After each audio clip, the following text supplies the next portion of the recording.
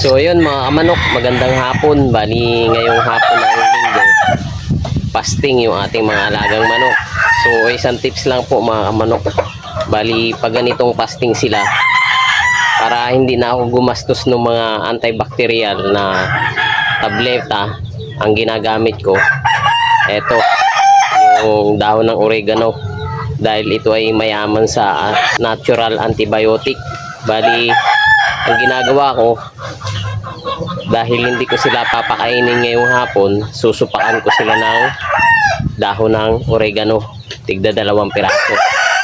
Bali yun yung ginagawa ko mga kamanok tuwing araw ng hapon ng linggo, pag araw ng fasting. So maganda naman po yung resulta sa kanila, kahit ulanan, arawan, dumaan yung mga bagyo, hindi po sila basta-basta tinatamaan ng sakit o nagkakasakit agad. So yun lang po, maraming salamat po sa panonood. So eto yun mga kamanok, dalawang dahon ng oregano, isusupa ko.